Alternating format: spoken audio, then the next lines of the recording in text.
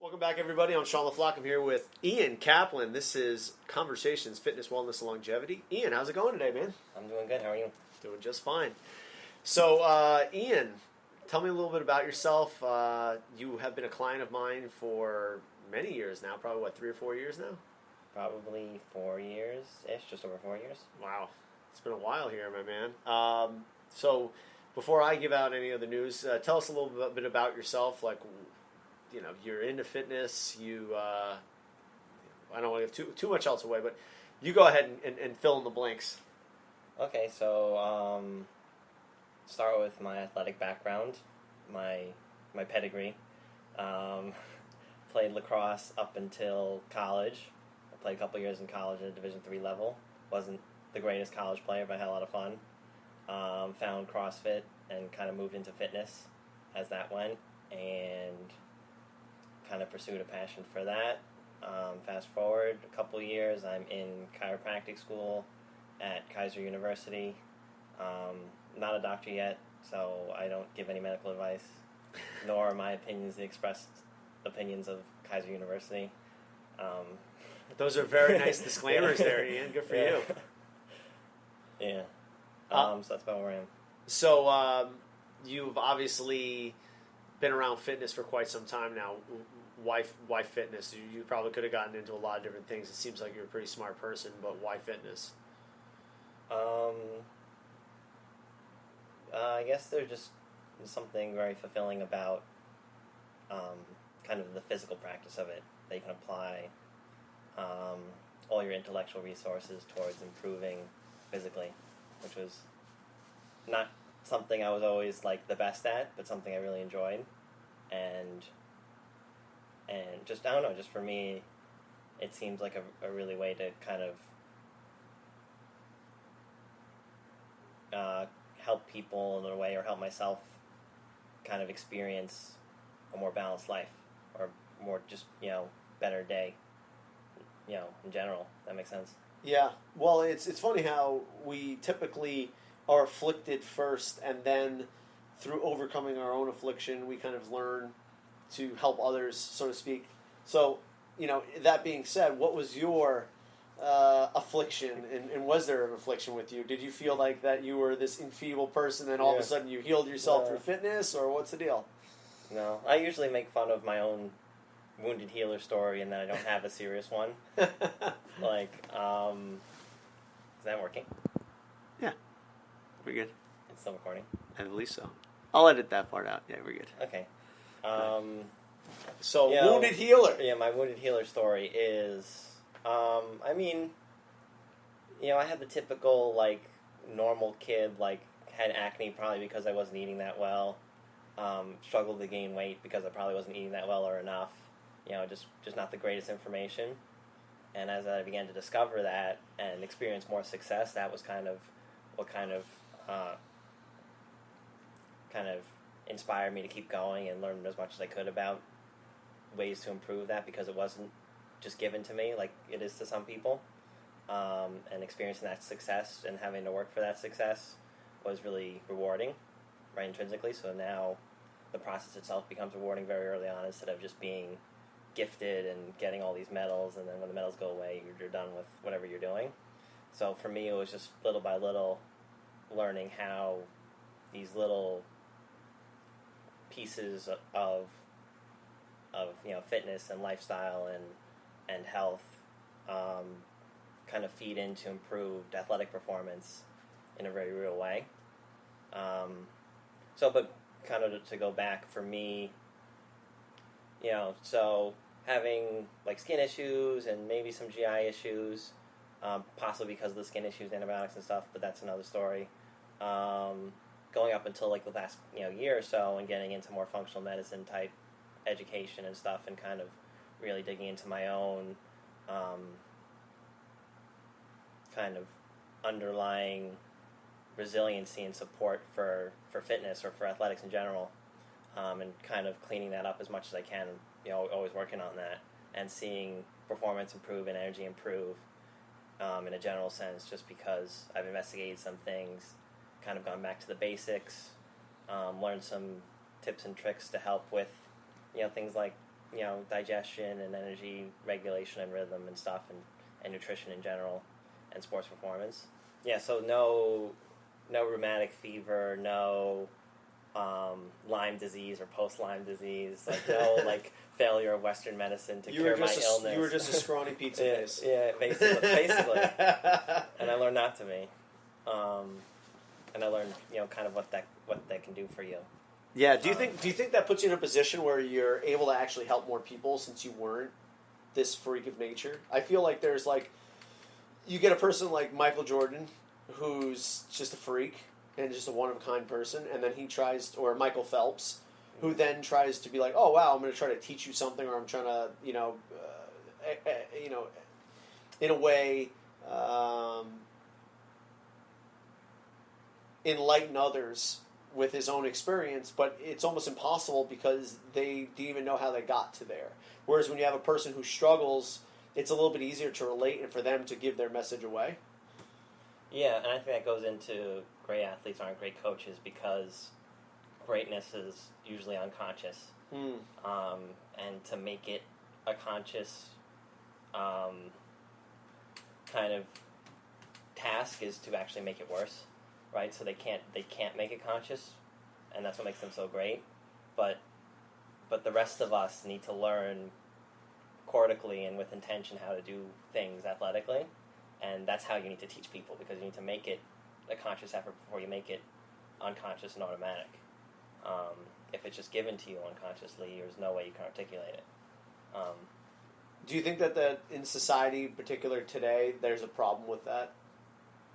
There's a problem of accepting that you're going to suck at something before you get good at it? Yeah, that's just because of a fast track idea, right? That people expect, right, this transaction of a product for their money or a result for their money, now. Yeah. Right, that they're paying for a result and not a process, or not the lessons that come out of experiencing what they're doing. So right, and that's the difference between an experience economy and a product-based economy, which we're moving into, right? Is that you pay to live out something, not to get this physical thing, and because right, wisdom or athletic ability is not something you can just purchase. Yeah. Right. No matter how much you want to, and people try. Yeah, and I think some people kind of are discouraged by that idea, but I think it's probably more empowering to people who actually can create the experience, in a creative way, also, right? Yeah, and right, that's much more powerful for the rest of people's lives outside of what they're doing, and anyone can get that, right? I always like to say, in CrossFit, there's only one winner, and there's 300,000 losers. Yeah, it really so is. If you're looking for athletic success, you're not going to find it. Especially in this sport. Yeah, right. Find a sport with a lot of weight classes. Yeah. Or just give out a bunch of medals if that's all you're looking for success. But everyone can learn something from athletics. And then that's a powerful reason is to participate beyond, because even just get up and get moving only gets you so far, right? Because people aren't very good at just moving to not be sick. Yep. They need a reason. And I think going back to clinical stuff, that's to understand why people are participating in sport and to encourage that, just beyond don't do sports because you're going to hurt your knee. Well, that's a very bad thing to say to people, because it assumes that sports have no value for them. Yeah. I think sports are a great motivator for a lot of people. I know for me personally, sports have changed my life and given me a ticket to not be, in some ways, because I come from an addicted family, and if I didn't have sports, I know I would have been addicted to some non-conducive to growth substances or activities. And, at least sports didn't kill me. And it gave me some value through the experiences that I had. Hard work gives you results, etc. Now, was the motivation behind the sport something that was not, constructive for me in terms of the external validation and trying to go for gold? And if you're not first, you're last. Were there some downsides to that? Absolutely. But I think in terms of the values that you can and the work ethic that you can achieve from sport. So it's a very easy way for kids to understand that, hard work plus time equals success. Mm-hmm. But I think, most people see it as, I want success without the hard work. Yeah. Especially nowadays. Yeah, and I think that, again, that I think we can learn something, right? There's a bunch of great books about flow in sports, as to why people participate in sports on a psychological level. And I think that's another thing for me, is that when I'm participating in CrossFit specifically and in other sports too, like, I can balance this idea of working towards something in the future, but also being present and fully involved in right now. Yeah. And that kind of quiets my mind that's usually always going and thinking about something else and trying to piece things together, and just kind of, on the carousel. So, right, the sport itself allows you to really understand, right, that kind of perfect middle between the challenge, right, the super challenging tasks and the super kind of high skill, like the task that allows you to express your ability, right? So what does that mean? That means that kind of when you're in the middle of the sport, you understand it kind of pulls you to where you need to be. If you're biased towards just always thinking about the future and never being fulfilled in what you're doing now, it pulls you towards now because there's something right in front of you that is either immovable or is happening or kind of pulls you into the moment. Or if you're always chasing the moment, it forces you to honor progression and long-term vision and planning. So it pulls everyone towards this happy middle where they can continue to kind of express themselves until they reach, their maximum physical potential, or maximum potential in general. You are now kind of a chiropractic student, right? Mm-hmm. What, if you're around, how many classmates do you have right now? My semester or the whole school? In your I don't know, they don't have cohort, grades now, right? Cohort, Cohort, is that what it is? Why don't you enlighten us a little bit about chiropractic school? First off, one, how do you end up in chiropractic school? And two, what are you doing there? What are you learning? Okay, so how did I end up in chiropractic school? Well, kind of as school at FAU was kind of winding down. I was a hospitality major. I was really learning about coaching and fitness outside of school, and just learning about hotels and stuff and restaurants in school, which transfers a little bit in terms of service culture, but it's not, right, it's not the same industry. It is a little bit, because some gyms are hospitality organizations and not gyms. But anyway, I wanted to continue to learn. I had no reason to have to provide a living for myself right out of college. I could still live at home, so I'm like, I might as well continue going to school. Kaiser was opening up a program at the time. I'm the second semester, so there was a semester before me. That was the first semester. So financially, that made a little more sense than possibly going to PT school, which would have been in Miami or Nova. And they just, they require a little more stuff on the front end in terms of sciences, like undergraduate sciences. So I might have to go to, like, Palm Beach State and do some prereq science courses, which have been really annoying because I know that stuff. Because I placed out of all that at Kaiser. They didn't require it, but they took placement tests before. So that was a big deal. Do you think they should do that at all schools? Like, there's probably some brilliant people, I mean, myself included, right?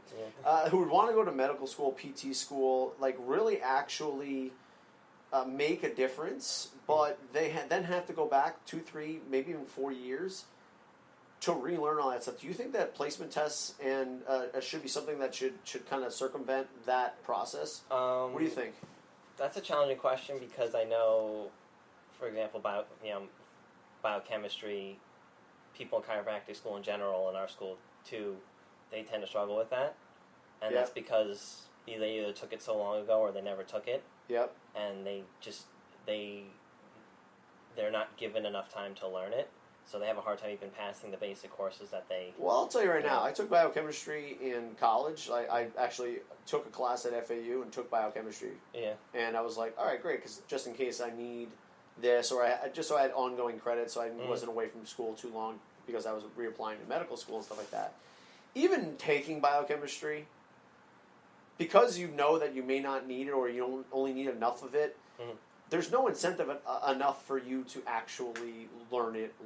Like, how much biochemistry are you doing in chiropractic school?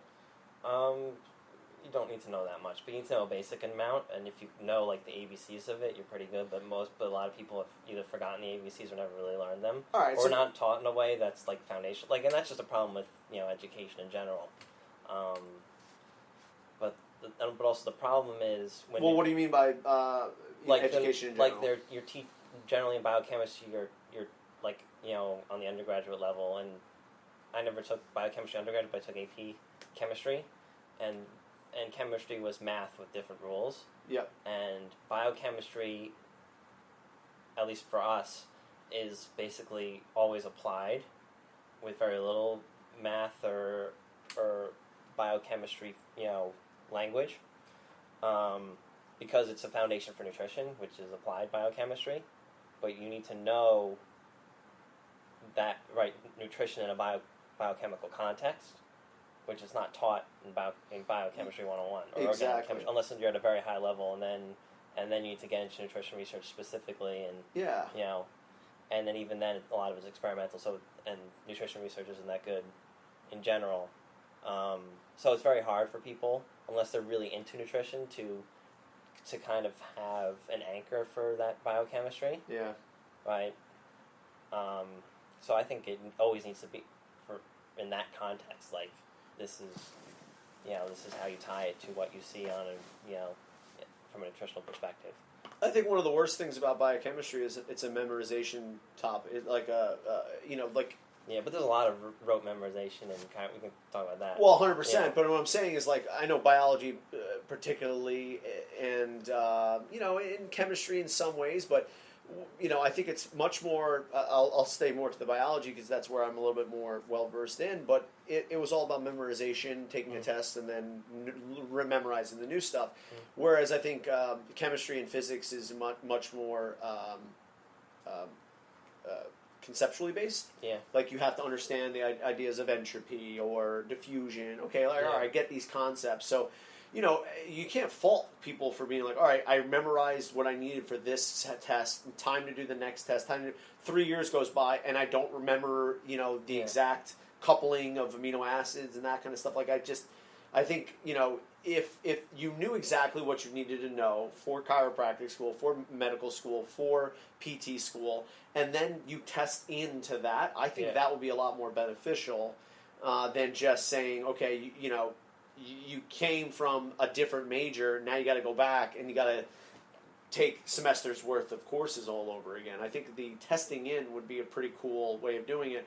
And in some ways, the MCAT or some of the other test-ins would be a great opportunity to do that and just say, hey, if you can get this done without having to take 2 semesters of general chemistry and then the labs, et cetera, I think the barrier of entry would be a lot lower. Yeah. That being said, it would also, the financial institutions that are in place are there for a reason. It's like, all right, why do you do it this way? Because we've always done it this way. Yeah. I think it's kind of a little bit of that too. What are your thoughts on that? Yeah, I mean, it definitely makes chiropractic school a little more accessible. I think that's why you find a lot of people are second careers in chiropractic school, because they can kind of come out of the workforce right into school and kind of get all of that in their first year. But yeah, I think, I can't really speak to medical school or PT school because the aims of the education are slightly different. For chiropractic school, there's a lot more focus on doing the manual therapy and understanding how to treat conditions with these different therapies, mostly, spinal manipulation. We learn other techniques too. We spend a lot of time practicing that and getting good at it on top of a normal kind of course load. of, right, biochemistry, physiology. Now I'm in pathology and neuroscience, and the anatomy this semester is mostly neuroanatomy. So it evolves as you go, obviously. And there's a lot of focus on diagnostic ability and clinical reasoning, and right, because you have the legal authority to diagnose as a chiropractor, you need to make sure that you're good at that, so you don't make mistakes, which are costly. Right, there's kind of a higher risk to being coming from fitness and knowing fitness a lot. There's less risk for being wrong in fitness, which is why there's a much lower barrier to entry in fitness. Mm-hmm. There's no licensure at all.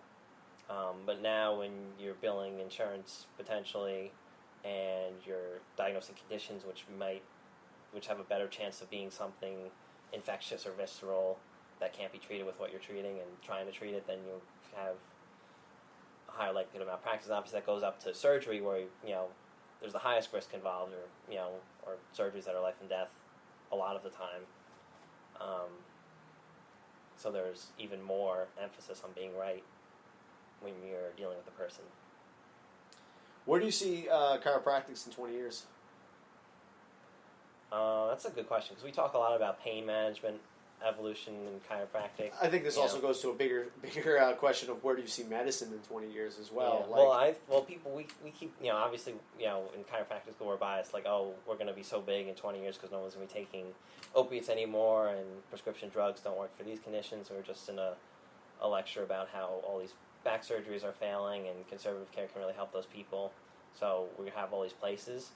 But my thought was always that, fitness is primary care of the future, not chiropractors, right? And there's some schools where a little bit less, we're the spine care specialist kind of school, is what the dean has been saying. Again, not the expressed opinion, but this is what I'm getting out of it. Yep. Other schools are trying to teach people to be primary care docs, so doing general physicals and being the family doctor, because they want chiropractors to do that, because MDs are doing that less and less. Mm-hmm. So that's kind of where people are anticipating the evolution. Well, my idea is that people don't need those physicals as much if they're in the gym, or they're doing something for fitness. They just don't need, they're not going to get sick as much, so they don't need to go to a GP that much, right? It's almost like medicine right now is upside down. Yeah. The only time we actually address these things is when we are sick. Yeah. So what I see is, the chiropractor has a role obviously in all these things like pain management, and those are niches, but I think that all fits within a physical culture that should be more robust, right? That if people are active and moving, they're not stagnant and in pain, right? And a lot of people, if you just get up active and moving and sleeping and eating real food, that their pain goes away. That's we talked about psychosomatic pain and neurogenic pain, and right, and if there's very little pain. Do they talk about that in chiropractic school? Yeah. Psychosomatic and neurogenic pain? Yeah. And the affect of the patient affects their ability to their prognosis, and and that it's not necessarily true that if you find something on imaging that it actually correlates to their pain. Yep. Even though people are generally biased towards that, you have to always we get reminders, and I think it's always important to remind that thing on the image can go away and the pain will still be there, or the pain will go away and the image won't change.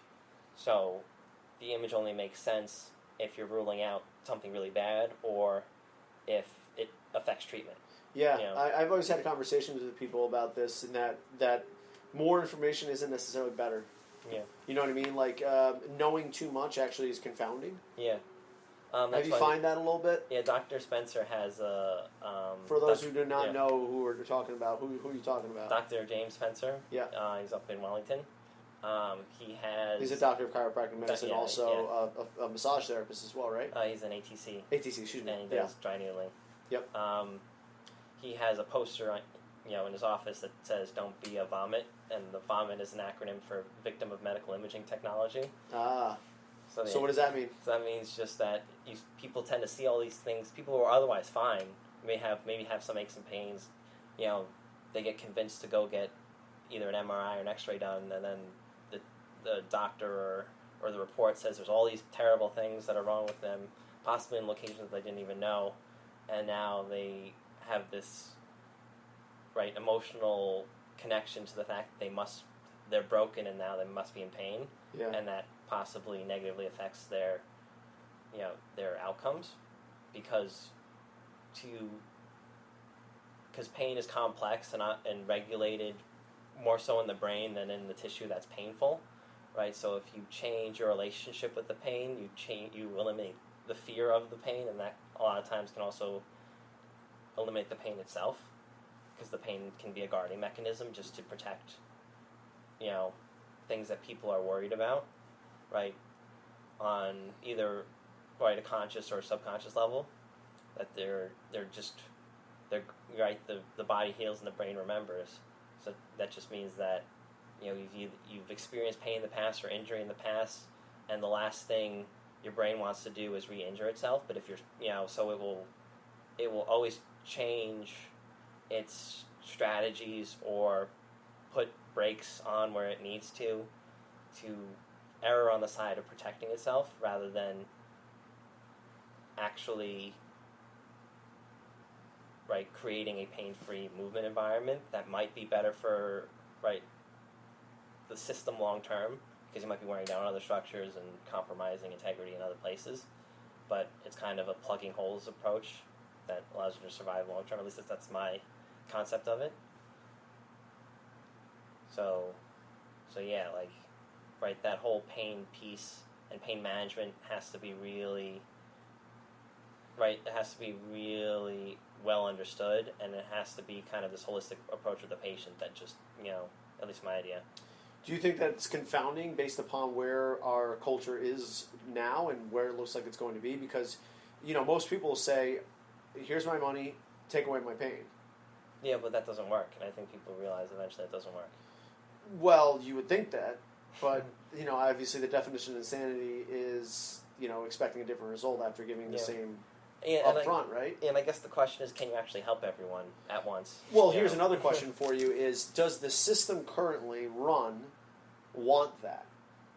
Well, no, because, the system that I'm talking about doesn't really scale as effectively, right? If you're talking about just basically counseling a patient or providing basic advice as a way to help them improve their condition, that's a really easy thing to do and a really easy way to differentiate yourself and an easy way to help people who aren't being helped by the system.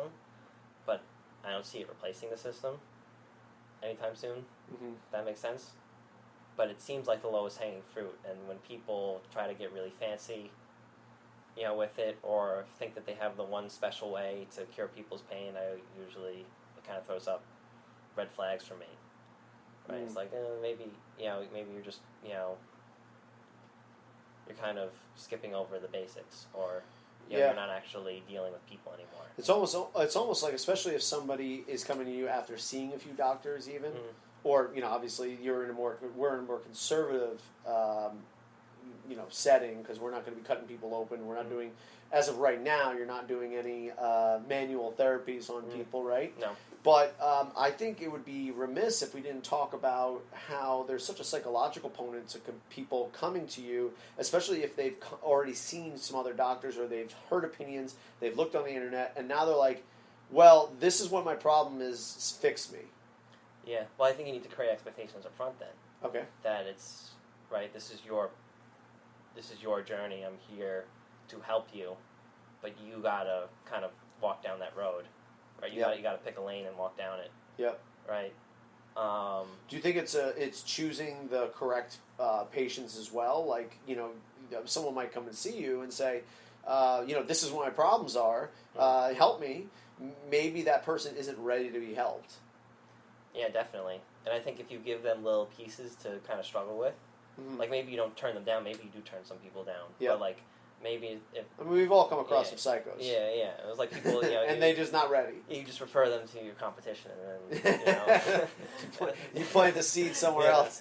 Yeah. No, but some people you give little things and you let them struggle with that for a while. I think I've had some experiences with people in fitness. You just give them again the basics, but it's something that's really challenging for them, eat some veggies every day. Mm-hmm.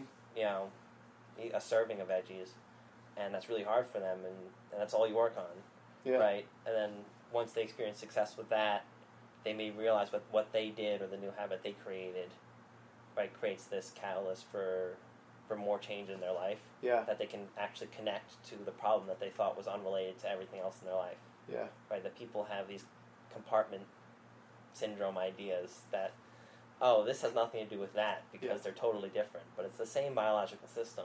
Yeah. That's dysregulated, right? If you create, right, if you influence positively one system, I think, that can potentially help others. It doesn't always, right? And I think to promise that again is a dangerous promise. But well, I think that's here's the thing though. It's like, well, you can't do anything else if you don't address that in the first place anyway. If you don't have compliancy with the individual, then you're never going to get any results anyway. Yeah, and it's kind of things like, there are things that you definitely, so to backtrack on that idea, like, right, the unrelated systems can affect other systems. Well, if there's an idea of something you want the client or patient to do, and you think that's too much for them, then you shouldn't give it to them. Yeah. Right? You should give them something you think they can do, and then eventually you should be able to progress to the thing that you thought is going to be the thing that actually works. Yeah. So that's why we have this problem with, I think we have this problem with low compliance. It's like, people never do what we say. They throw out this exercise sheet. Well, I think it's because you're giving them an exercise sheet. Yeah.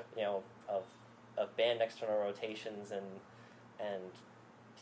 hamstring stretches. Yep. Right? And instead of giving them games and drinking water and sunshine, like things that are inherently rewarding to people. And right, and connect Get them, the low right, hanging fruit right, first. and kind of right allow them to experience connection to what they're doing, right, which is what they're missing. Right? And that this connection, I think, on the philosophical level is what can create some of that pain physically and kind of, mentally, psychologically. Treat the soul, treat the body, and then the symptoms kind of go away on their own in some senses. But like you said, though, by allowing them to connect with themselves, that sets the platform and the foundation for other higher level things. Like you said, okay, now you can do exercises. Because before, you were taking this exercise sheet, thrown out, and then said, this isn't working. Yeah. Right? Yeah, you're doing these exercises, well, now we can progress to meditation or whatever it is, which is a little more challenging for people. Or we can progress to actual exercise sessions, because that's just more challenging games. Yeah. Right? And you can still treat it like a game, because now you know what a physical game is. You had mentioned like. something about how things start as play, and then they progress from there. Can you, refresh that? I think, are you picking up what it was like things start as a game or play, and then they get more, then they go to practicing that thing, and then you're actually competing. Do you remember what we were talking about with that? I think that was a long-term athletic development model. Yes. I think Isfan Bali. Uh-huh. Very interesting. We actually talked about that again in Scottsdale. Yep. At Fittest, Canadian specialist in long-term athletic development in sport. I might get the exact order of sequence wrong. Yeah. I think it's the fundamental stage where it's just about games. Then it's like learning to train. It's like training to train or training to compete. We actually, now that you have the basics of training down, you're actually progressing in that, and then training to win. Again, that might not be the exact order, but it goes from play to training to competing. Yeah. And then competing to win. And then at any point in the life cycle, you're kind of like fit for life. You can kind of phase out into fit for life. Yeah. Where it's kind of a balance of those things. Yep. But it becomes this pyramid, and then you either go back down the pyramid as you age out, or you exit into kind of this pool where people are the rest of their lives. Yeah. But the idea is, right, to start people, you have to start people at the base of this pyramid, which the absolute base should happen in childhood, but it obviously doesn't for some people. And for people who have regressed to the point of pain and dysfunction, you need to go back to childhood-like activities. And that's the idea of DNS and other, developmental kind of frameworks for understanding this. But maybe you don't have to go that far. But well, that being said, does that also bridge or connect with the idea that you've lost the connection with the play itself? Yeah. On a psychological and deeper level than that. So, if you are dysfunctional, you have chronic knee pain, you have chronic lower back pain, you've lost the joy of play in itself. So going back to very fundamental games, like you said, because you got to learn how to play, do you think that is like a retraining in itself, like how to have fun? Yeah, and I think it's how to experience that connection with movement. Yep. Right. Because you would say most people who come to you injured aren't happy, right? Yeah. Yeah, and anecdotally. Yeah, and there's a lot of like placebo discussion. It's like if they just have a good time for 30 minutes, like that could positively affect their pain. 100%. As opposed to sitting in a stim chair, which isolated, which is physiologically doing something, but it's not doing something for their nervous system as much, right? Yeah. It's doing something for their they're literally their reflexes and their neuromuscular junctions, but their CNS is not really involved in it. Yep. And treating people brain and spinal cord out, I think is really important. Okay. We'll elaborate a little bit on that. Right, because I was having a discussion with someone this morning. It was like a lot of chiropractors think about treating bones. Like, that makes absolutely no sense to me. Right. Like, people aren't, walking spines. Okay, you can be a spine specialist. In the sense that you're if you had a car, you don't treat the chassis. Yeah. You treat everything that is around the chassis. Yeah, and cars are different. And cars are similar now in that they have computers, and that can That's fail. what I mean. Right? Yeah. If the computer fails, you don't look at the chassis. Yes. Right? Okay. So and you're not, and these bones don't have their own brains. They don't move without you telling them. They don't get stuck without anything else happening. If you stripped away everything but the bones wouldn't just be a skeleton. They'd just be a pile of bones in the ground. Yep. Right? That the bones are just these anchors for other tissue. They're not the structural skeleton, right? In the way we think of buildings, right? Right, the skeleton of a building stands without the rest of the building. Human skeleton doesn't work like that. Yep. And we get confused because we see all these skeletons that are held up with rods and stuff. We think, oh, that's just how a person is. Yeah, exactly. I'm just a bag of bones. Yeah. Yeah, no, it's like we're actually, a big muscle with some organs and fascia, right? Yeah, we're more much of a bag of meat than we are a structure of bones, right? Yeah. So just look at a baby. Yeah. So the idea is, we have all this tissue that that organizes itself and collects itself via the nervous system, right? Which is the control center, which is a very complex, not really computer-like as we understand it, system of systems that is constantly perceiving and making predictions and fulfilling those predictions or realizing it's wrong and adapting to the environment. Yep. So understanding that and helping a person by trying to understand the condition of their nervous system and influencing it and creating opportunities for it to predict and to fail and to succeed and to organize itself and to challenge its ability to handle various stressors and succeed in adapting to those stressors is really important. Right? Moving things around, stretching tissue is not working, I don't think, in a way that most people understand it, or the effect that they're listing is not what's primarily important.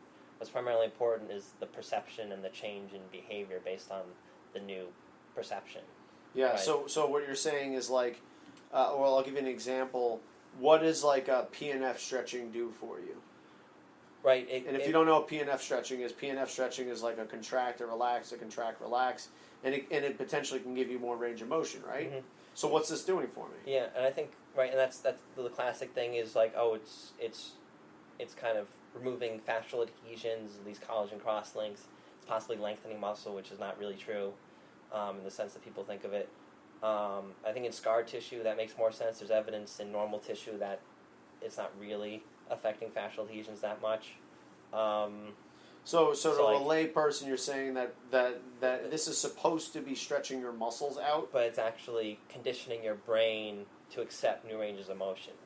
Really? Right? That aren't right. Your brain and your muscle are constantly resisting injury. Yep. So now that you have conditioned it to kind of create tension in a new range of motion, it now is permitted to use that range of motion because it didn't experience an injury. So what would you say to people who are constantly feeling tension in their hamstrings, or hey, my I like to stretch, and like, is it worthwhile? Should I not do that? That's a big. It depends. It's a big. It depends. By the way, for most people who are listening to this, if your answer isn't "it depends" from what you ask, you have a person who's not maybe getting the whole picture, or might be going in with some bias. But elaborate. What do you mean? It depends. When I hear that, the big things that come into my mind are: is there injury present in the tissue? What's the range of motion to begin with? What's the function of the person? Do they rely on that tension for performance? Because that's a big thing that people like to talk about. What's the rest of the person like? Are they stiff everywhere else? Are they loose everywhere else? How do they move around? Let's use an example of someone you see more often than not. Are you seeing more tight people nowadays? Or are you seeing more loose people nowadays? Especially in your experience. Yeah, active people, CrossFitters, in general,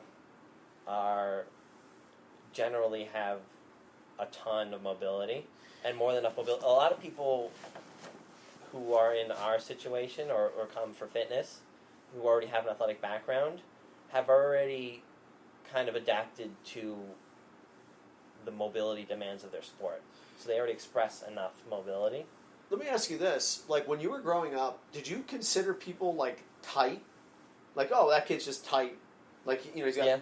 I mean, I thought I was tight. Yeah, that's what I mean. But, like, nowadays, I think of it more as tension. Yeah. Does that make sense to you? Yeah. Like, I just look at a person, I'm like, oh, that person just seems tense. They have tension here, they have tension there. They just need to relax that tension or let go of that tension in some way. Yeah, right? And then we talked about it, like, some people just need to calm down. Yeah. And some people need to learn how to stand up better. Yep. Yeah. That with less effort. Yeah, right? Yeah.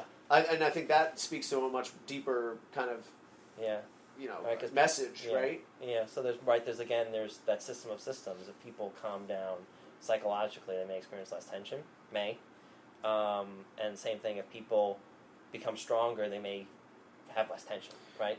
I think what also happens is that if you calm down, then it allows the things to kick on that need to kick on to kick on.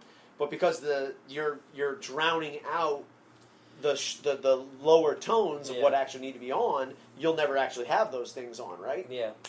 Yeah, when you're constantly in the sympathetic drive, right, or fight or flight drive, that's kind of providing input to all of your entire muscular system. Yep. Right, there are bigger, more powerful muscles that will overpower smaller, more intrinsic muscles, right? Yeah. It's actually interesting because I kind of thought of it this way: is like for men who love to puff out their chest, they have mobility problems because they are trying to be alpha. Yeah. You know what I'm saying?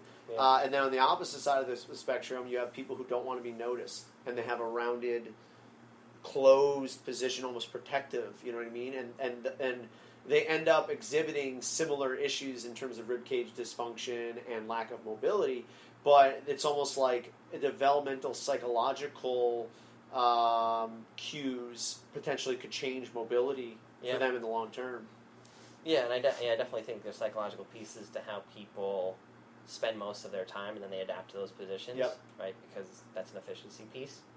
But yeah, right. That's another thing we talk about is that if all these, resources are being, in terms of the way I like to think about it, all these resources are being used on, a specific psychological state that takes energy, or specific patterns and positions that take energy, we adapt to those positions instead of constantly coming in and out of them, and which requires more work for the nervous system to actually, learn to use a pattern for something and then get rid of it and then use a different strategy for everything else. Right? Eventually you become the pattern you use the most. Yeah. Right? Because that's learned adaptation. Yep. Of a neuromuscular system to a specific pattern, and then the intensity of the adaptation is usually determined by the intensity of the effort. Yep. Or the progression or the amount of touches on it. Yep. I think that's not necessarily the clearest thing, but for some reason when we commit to something, we become whatever it takes to, Yep. to do that thing. Yeah, so it's almost we like specialization ruins us. Yeah, whether we want to or not, and that can apply to more things than sport. Yep. Right. Yep. Obviously, for sport, it's it's not maladaptation; it's just adaptation. That's just that's part of the price of admission. It's like you're gonna be. We talk about CrossFit. Your body's gonna become a certain presentation just because of the demands of the sport. Think of it this way, though. Imagine like the sport actually prioritized movement. In some ways, it does, right? Like, but in a limited library of movement. Exactly. So, like, obviously, you need to be able to snatch, you need to be able to overhead squat, whatever. But it's funny that there was a movement, the very last movement of the CrossFit Games, exposed, I would say, 100% of the athletes who completed it, and that was the overhead double kettlebell walking lunges. And not a single one of them could accomplish the task in an aesthetically, like, it looks right way. They had to figure out another way to do it because the demands of the sport put them in such a tension position that they can't actually do it in a correct way. Yeah, I mean, Matt Frazier was the closest one. I would say, to maybe Alex Smith a little bit. I don't even know how many people actually got to the kettlebells, just because of the demands of the early on stuff, and just people are just so beat to shit. But and the kettlebell deadlifts is another thing that people have problem with. Yeah. And coupled with the parallel handstand push-ups is pretty interesting. Yeah, whenever I think there's a lot of movement dysfunction that goes into that. I think there's a lot of stuff going on there, and we can definitely get into that in an entire podcast. Yeah. But anecdotally, what can you say, or in short, what can you say about the sport in general? Because this is an all-encompassing variety of fitness. Would there be something that you would include in the definition of fitness? Because fitness right now, it's accuracy, strength, mobility, flexibility. Is there something that you would put into that would encompass not only the sport of fitness but fitness in general, that would help for long-term progression of athletes and just individuals? That's obviously a really challenging question. If there was an easy answer, I think CrossFit would have done that, because that helps their marketing. Well, that's why we're here, Ian. We're here to come up with new ideas outside the box thinking, my man. I'm not here to give CrossFit ideas for free, though. No, but Ian, you're an apple tree, man. Just give away your apples. You have an infinite amount of them. It's hard without saying that there needs to be a judged, aesthetic component. Yeah. Which would be funny, but I don't think it's reasonable. Well, do you think that there's a way of actually challenging the athletes where you would almost have to be in a good position in order for you to accomplish the task? Other than making the movement selection as wide as possible in a way that you can still measure it, because there's always problems with then standards become hard to measure if you're racing in those movements. I would just, create more field elements, more throwing elements. Yeah. Right, make it more like decathlon. And maybe more valuable for those things. Yeah. Right, and then, again, that's hard to test on the tests that qualify people for that, which is the big challenge in making it inclusive, which is the big claim as to why it's the fittest on earth. It's most people participate in it. Yep. But, well, also you have to get it to a point where you cross this line, now you're a world class CrossFitter. So I think you should have a prerequisite of that, right? Should we have the world's fittest person not be able to do overhead walking lunges with kettlebells? Yeah. Well, you would increase the complexity of the earlier test just to possibly do that. Okay. And that would only raise the barrier to entry a little bit. Like if you had everyone have not only barbells and pull-up bars and rings and wall balls and dumbbells, but also kettlebells and possibly more workouts and. So aside from the idea that we're trying to sell a sport here, would there be an idea, could we come up with an idea or a movement that would be a prerequisite if you were going to be one of the strongest people, or not strongest, one of the fittest people on earth? Like one movement? One movement to rule them all, Ian. We're talking like you have to be able to do this movement well. Yep. In a way that looks. Well, that not even looks, but are there movements that you wouldn't be able to do unless you did it right? My first thought is Turkish Getup. Uh-huh. It's hard to just muscle through that one. Yep. Or create any sort of strategy that's not kind of what we're looking for in it. Yeah. That's actually a very good one, right? Yeah. Like there's not a lot of ways to get around that. And you have to move slow before you can move fast. There's a lot of pauses involved. If it gets heavy enough, if that thing's not directly over your head, you ain't doing it up. Yeah. Yeah. And I think the the idea that the greatest athlete is the greatest compensator, I don't think that would reign true for that one. Yeah. And even like with the barbell, making it more unstable. Yep. Possibly like you can do kind of a bunch of things to it to make it more challenging. You can change the way you do it. Like you can do like the check get up or the DNS style get up, where you have to be in the bottom of an overhead squat at kind of instead of a half kneeling position, if Turkish Getup. Or you can create variations of it that make it more and more challenging. So I think a single arm kettlebell overhead squat for CrossFit proficiency is really important. Yeah. Kind of bilaterally heavy, with minimal rotation to get that thing over your head. Yeah, we did have obviously they did have a dumbbell overhead squat this year, but you could see that people just got around it. Yeah, and then the two arms makes it more challenging, but you can also get around that just by extending the hell out of your spine. Yep. Which is what they did for the lunges. Yep. So it's hard to create a movement that forces you into a more neutral position, and I think a Turkish Getup does that. Yep. Because you just sit up, because there's a windmill component to it generally. Yep. Right, and you have to sit back down with it. Yeah. So yeah, I mean, maybe in this conversation we've kind of unraveled a little bit of what would potentially be a prerequisite tester of like, hey, maybe they throw a max Turkish Getup in the regional. I don't know. That's borderline dangerous because it can fall on your face. Okay, and none of the other movements are dangerous? Throwing Elijah Muhammad into the ocean and he can't swim is not dangerous? Yeah, but they have lifeguards there. Yeah, I know, but you can have a spotter there or something like that. Trust me, man. Like, if you're max snatching after doing a handstand walk of 150 feet... They don't really care about exactly, safety. But I would think it would be pretty cool to see somebody take a kettlebell that's 200 pounds and try to Turkish Getup that. Yeah. That would be gangster. Yeah, that would be pretty cool. And you wouldn't necessarily think about the guy who's the maybe like... It wouldn't necessarily be the guy who's the strongest on paper who does the best there. Yeah. Right? Yeah. I mean, And then throw the fact that you have to do it both arms. Yeah. Yeah, the weak arm would be interesting. Right? Yeah. I mean, it would be interesting to see who could do that based on... Right, the limitation probably is, for most people, is the sit-up or the windmill. Yeah. Yeah.